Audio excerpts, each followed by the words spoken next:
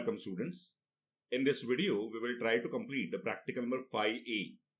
So let's look at what is being asked in the practical number 5A. It is asked that create a HTML page with the fields employee number, name, age, designation, salary. Now I want to submit this data to a JSP page which will be updating the employee table of a database with a matching employee number. तो हम लोग इसको थोड़ा सा अलग वे से करते हैं. हम लोग एक काम करते हैं, यूजर के पास से employ number, employ name, age, designation, salary को एक्सेप्ट करेंगे. सबमिट में जेएसपी के पास जाएगा. जेएसपी चेक करेगा क्या वो एम्प्लॉय नंबर एग्जिस्ट है क्या. अगर एग्जिस्ट होगा तो वो रिकॉर्ड को मॉडिफाई करेगा. अगर एग्जिस्ट नहीं होगा तो फिर वो नया रिकॉर्ड को ऐड कर देगा. So this is how exactly we are interested in completing this practical number 5A. चलो ध्यान देंगे हाउ टू कंप्लीट इट. पहले तो मैंने काम कर दिया, सर्विसेज में जाके एक टेबल बना के रखा है एम्प्लॉय नाम का. अगर आपको मालूम नहीं है डेटाबेस कैसा क्रिएट करते हैं, टेबल कैसा क्रिएट करता है, तो प्रैक्टिकल नंबर 1C का वीडियो है, उसको देख लो एक बार. तो ये एम्प्लॉय टेबल के अंदर मैंने कुछ फील्ड्स बनाए हुए हैं like employ number, employ name, age, designation and salary. Now I am interested in creating the new project. So I am creating the new project with Java web application. Here I am creating the name of the application as practical 5A. Same server is selected. No framework need to be selected. Give a click on finish. A new project got created which has index.html, and here I need to design my web form. Already I designed a web form. I am just copy pasting this web form from my designed over here. So fine. What has been added in the web form? Please concentrate. I had taken one table. I had taken an employee number, input type equal to number, ENO, employee name, input type equal to text, name, e-name, age, designation, and the salary as a number. And a form tag is also been added, but I need to add up some detail in the form tag as method equal to post, and action is our JSP page where the form data need to be submitted. So I just provide it as manage employee.jsp. So this is what my page is, manage employee.jsp. ये database oriented है. MySQL आपका backend है, तो बिना भूले आप libraries में जाओगे और आपका MySQL का वर्जन के हिसाब से jar फाइल को लोड करोगे libraries के अंदर. Otherwise you will get the error that driver not found. चलो यहां तक तो कंप्लीट करके हो गया, और अभी आपको टास्क करना है मैनेज एम्प्लॉय डॉट जेएसपी का. काफी आसान सा है. तो राइट क्लिक करेंगे वेब पेजेस पे, न्यू जाएंगे, जेएसपी में जाएंगे, यहां पे लिखेंगे हम लोग manage employ. So a new page has been created, manage employ. JDBC का प्रोग्राम है तो आपको पहले एसक्यूएल पैकेज को इंपोर्ट करना पड़ेगा. तो लिख दिया यहां पे @page import java. Okay, import equal to double quotes में लिखेंगे, अच्छा है, java.sql.asterisk. So SQL package has been imported, and inside the body I am interested in specifying in scriptlet the code. What has been the code? It may be any code, but JDBC का code है तो exception generate करेगा, तो आपको try catch को डालना ही पड़ेगा. तो ट्राई ब्लॉक चालू कर दिया, followed by catch exception EX, और फिर कैच के अंदर लिख दिया यहाँ पे out.println EX.getMessage. तो अगर कुछ एक्सेप्शन आ गया तो आपके सामने डिस्प्ले हो जाएगा. थोड़ा मैं कॉम्बिनेशन यूज कर रहा हूँ इंग्लिश एंड हिंदी का, प्योर इंग्लिश भी नहीं यूज कर रहा हूँ. तो अगर कुछ डाउट्स हो गया तो you can please ask me in comments also. I will be there to help you out to clear your doubts. We are also conducting the live lectures on YouTube now, so please subscribe the channel so you will get a notifications of the same. तो चलो यहाँ पे मैंने try block में आ गया, और फिलहाल पहले टास्क क्या कौन सा करना है? पहले टास्क करना है आपका लोडिंग रजिस्टरिंग ड्राइवर. तो कैसे करेंगे? क्लास डॉट फॉर नेम लिख दिया मैंने, com dot mysql dot jdbc dot driver. मैंने आपको बता दिया था, अगर आपको ये नहीं मालूम है कहां से होता है तो आप सिंपल काम करो, डेटाबेस का प्रैक्टिकल्स में जाओ, सर्विसेज में जाओ, प्रॉपर्टीज में जाओ, यहाँ पे आपको आपका ड्राइवर क्लास मिल जाता है, यहाँ पे आपको आपका डेटाबेस का URL मिल जाता है, यहां तक कॉपी कर लोगे, मोर देन सफिशिएंट. तो क्लास डॉट फॉर नेम हो गया, लोडिंग रजिस्टरिंग ड्राइवर हो गया. अब नेक्स्ट टास्क करना है आपको एस्टैब्लिशिंग द कनेक्शन. उसके लिए क्या लिखेंगे? Connection con equal to driver manager dot get connection in the bracket connection URL, sorry connection URL फिर कॉमा देके यूजर नेम जो आपका MySQL का है, पासवर्ड जो MySQL का है। चलो इतना टास्क कंप्लीट हो गया। What the next thing is what?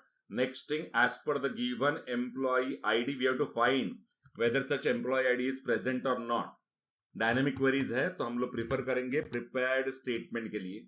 तो लिखा prepared statement PS equal to con dot prepare statement, और यहां पे लिख दिया मैंने simply saying select asterisk from table name. क्या था आपका टेबल नेम? एम्प्लॉई। तो select asterisk from employee where employee number equal to मालूम नहीं क्या है, तो डाल दिया मैंने क्वेश्चन मार्क। फिर क्वेश्चन मार्क का वैल्यू पास करा है, कैसे करेंगे? PS डॉट सेट इंट लिखो या फिर सेट स्ट्रिंग लिखो, मोर देन सफिशिएंट है। फर्स्ट क्वेश्चन मार्क के यहाँ पे एम्प्लॉय आईडी, तो यहाँ पे एम्प्लॉय आईडी जहां पे एक्सेप्ट किया है उसका नाम क्या है? ENO। तो क्या लिखेंगे हम लोग? Request dot get parameter employ number. Fine, यहां तक टास्क कंप्लीट हो गया। अभी फर्स्ट डाल दिया, अभी ये क्वेरी से रिजल्ट्स निकालेंगे। रिजल्ट्स कहां पे निकालेंगे? रिजल्ट सेट में।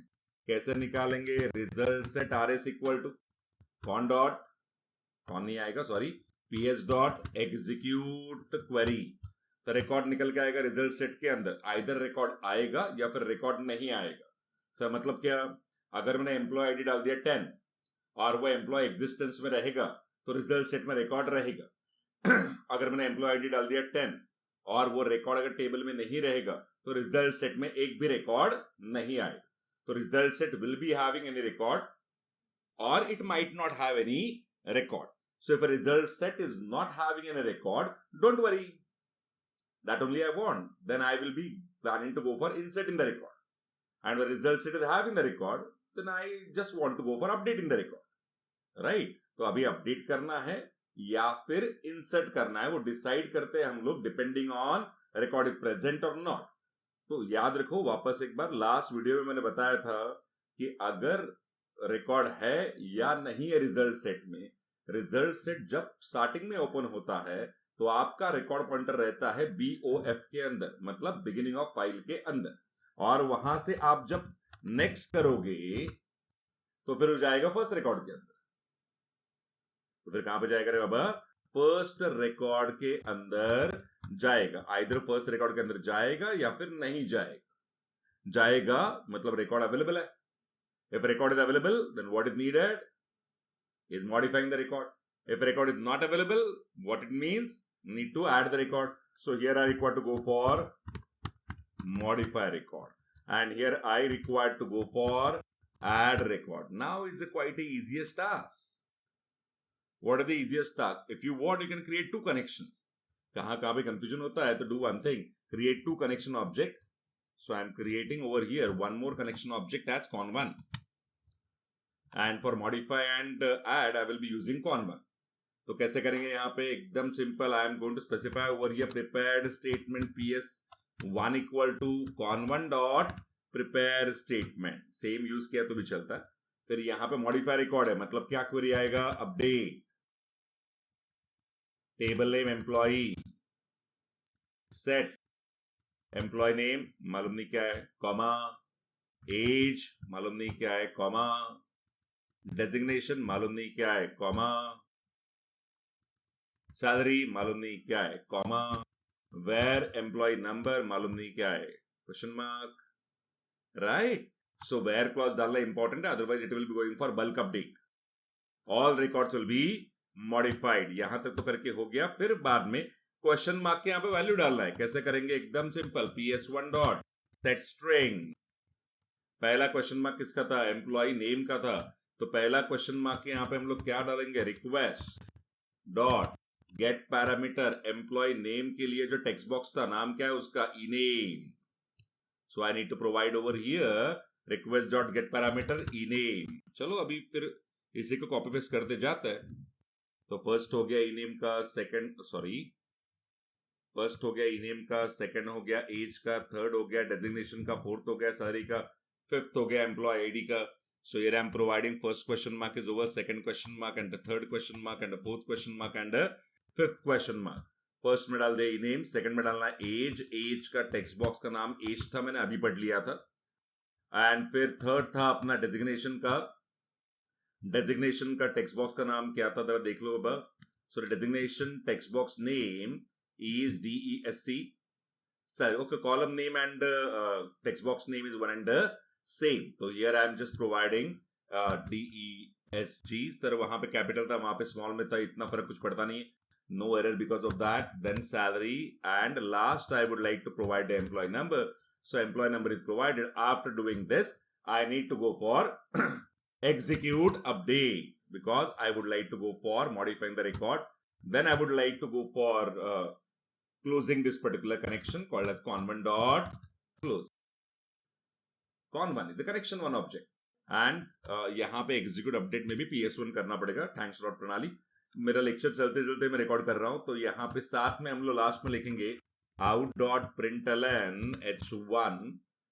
I may be saying record is updated successfully. Fine, my task has been over successfully. Now the next one I would like to go for insert in the record. सब code same है यार, तो इसी को हम लोग क्या करेंगे, पूरा कॉपी कर लेंगे और एल्स में जाके ऐड रिकॉर्ड के बाद में पेस्ट कर देंगे. तो थोड़ा सा चेंज करना है.